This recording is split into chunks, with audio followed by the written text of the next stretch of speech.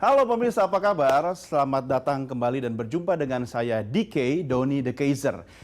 Kalau kita bicara tentang rasa cinta pada tanah air, banyak cara yang bisa kita lakukan untuk menunjukkan rasa cinta kita pada negeri tercinta. Mulai dari penggunaan produksi dalam negeri, kemudian sampai bicara soal perut. Bagaimana menikmati kuliner dalam negeri yang sekarang sudah menasional bahkan go internasional.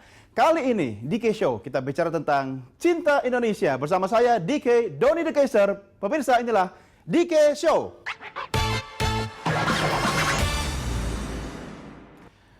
Pemirsa, mungkin Anda masih ingat atau pernah melihat yang namanya radio transistor, khususnya radio transistor pertama buatan Indonesia. Itu ternyata namanya sama dengan nama sebuah kelurahan di Jakarta Timur. Terus kalau cerita tentang kisah televisi hitam putih pertama di Indonesia yang diproduksi untuk menyiarkan Asian Games keempat di Jakarta sekitar tahun 1962, mungkin Anda masih ingat di era itu ada radio transistor dan ada televisi hitam putih. Nah, tamu saya kali ini tidak jauh-jauh dari orang yang berada di balik dua benda yang saya sebutkan tadi, apalagi kalau Anda mendengar mungkin merek nasional. Nah, ini dia tamu saya, Rahmat Gobel. Apa kabar? Baik, baik. Sehat? Alhamdulillah. Silakan duduk. Terima kasih Pak Rahmat sudah bergabung bersama kita dalam DK Show. Sehat Pak Rahmat? Insya Allah. Pak Rahmat. Anda ini kan orang yang mewarisi sebuah brand, ya, sebuah merek sangat dikenal. Di eranya bahkan sampai sekarang masih banyak yang mengenal kalau kita bicara tentang sebuah produk dengan nama nasional. Nah, kemudian sekarang menjadi Panasonic. Ya. Kemudian Anda sebagai chairman dari Panasonic Gobel, itu sebenarnya bagaimana sih sampai seorang Rahmat Gobel kemudian akhirnya mewarisi sebuah brand yang menjadi bagian dari sejarah bangsa Indonesia? Saya kira adanya radio transistor pertama di Indonesia memang dirintis oleh almarhum orang tua saya. Ya. Kenapa almarhum dulu tuh punya cita-cita begini. Beliau sangat kagum dengan semua pidato yang disampaikan oleh Bung Karno. almarhum Bung Karno.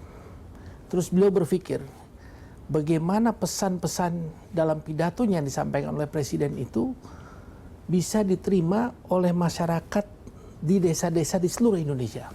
Jadi ini bukan pesanan Bung Karno? Bukan. Jadi itu cita-cita awalnya. Oh gitu.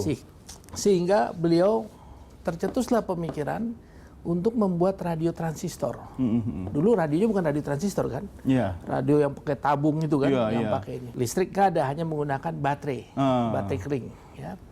Dari situlah muncul karena keinginannya untuk bisa membantu Presiden Soekarno supaya pidatonya bisa sampai di desa-desa, sehingga masyarakat desa di seluruh tanah air bisa mendengarkan melalui radio transistor tersebut. Anda nggak namanya Cawang? Cawang, betul. Dulu Ini namanya, karena lokasinya di Cawang atau?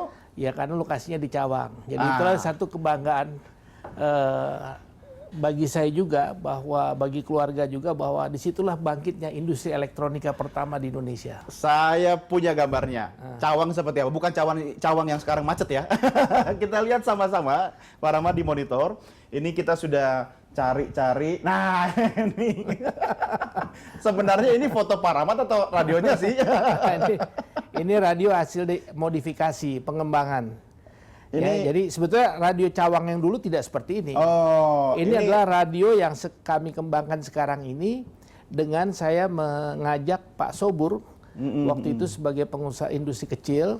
Saya kasih komponennya, coba Anda bikin radio, jadilah nih produk ini. Oh, tapi yang dulu nggak Tapi kayak originalnya gini, kan? tidak seperti ini. Tidak. Oh, ini semacam replika. Iya, Nah, iya. ini sama nggak? Yang Nah, sekarang ini juga yang di-develop oleh Pak Sobur itu, perusahaan yang saya bina untuk sekarang ini.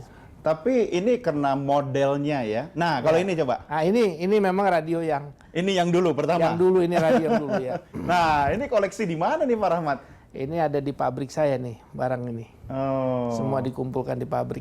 Ini asli dari era pertama kali diproduksi. Ya, artinya asli. memang selalu disisihkan untuk didokumentasikan, disimpan barang itu ya. Iya. Masih Sebagai berfungsi nggak sejarah. radio ini? Saya kira ada yang masih, ada yang sudah tidak kali ya. Ah. Gitu. Ngomong-ngomong, Pak Rahmat masih suka dengar radio nggak? Saya suka. Pak Rahmat, ini ngomong-ngomong soal kondisi global kan sekarang katanya nih lagi agak-agak sulit gitu kan. Kena nggak sih pada industri elektronika? Saya kira kalau kondisi sulit itu sebetulnya merupakan satu tantangan ya. Dan bagaimana kita bisa menyikapi kondisi sulit itu menjadi satu kesempatan untuk kita bisa memanfaatkan kesulitan itu. Nah inilah yang kalau kita berbicara industri, itulah challenge-nya. Tapi Anda merasa sulit nggak sekarang ini? Saya alhamdulillah kalau saya diskusi sama saya punya manajemen, alhamdulillah jalan baik. Justru di tengah orang sulit mengatakan sulit, disitulah selalu kita ada kesempatan. Karena begini, kita ini kan membangun industri, bukan bangun pabrik. Oh beda ya? Lain. Kalau bangun pabrik ya sekarang ini yang ada di Indonesia memang banyak pabrik daripada industri. Kalau pabrik itu ada untung orang bangun, kalau enggak dia lepas. Tapi kalau industri itu ada satu komitmen yang luar biasa. Ada satu komitmen bahwa bagaimana kita bisa mendevelop sesuatu untuk bisa memenuhi kebutuhan konsumen. Total berapa? Termasuk ya pada waktu itu almarhum menciptakan radio. Radio transistor ada itu. Kebutuhan. Dan kebutuhan ini bagaimana bisa menjawab kebutuhan itu? Termasuk TV hitam putih kan? Untuk itulah kita harus develop satu produk yang bisa memenuhi kebutuhan tersebut. Tahun 1962 itu ada Asian Games. Kemudian Bung Karno mendirikan TVRI. Dan disitulah juga televisi hitam almarhum putih mendapat lahir. kesempatan. Dipercaya oleh almarhum Bung Karno untuk membuat televisi. Waktu itu ada bermitra dengan perusahaan pemerintah. Berarti Pak Rahmat, Anda, keluarga Anda, orang tua ayah saya, Anda almarhum itu bagian dari sejarah Indonesia, khususnya televisi dan radio ya. Mudah-mudahan. Luar biasa. Saya mau tahu sekarang nih, kalau bisnis yang Anda pimpin ini sudah menggurita ke bidang apa saja? Enggak, kami masih fokus tetap pada elektronika.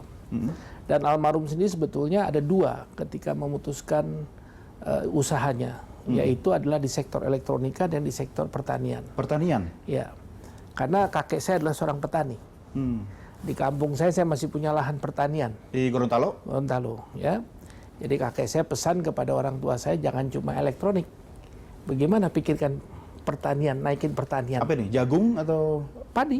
Padi ya? Ya, dan almarhum waktu itu sudah buat traktor dan buat alat penggiling beras. Tapi waktu itu teknologi terlampau cepat. Sehingga ya listrik juga belum masuk sampai sana kan. Jadi itu yang katanya sukses. visioner. Ya, akhirnya di stop dulu.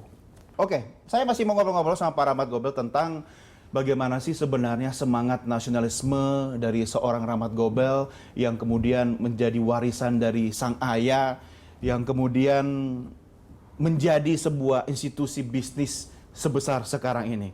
Tentunya sesaat lagi. Pemirsa tetap bersama saya, Dodi DKI dalam DK Show.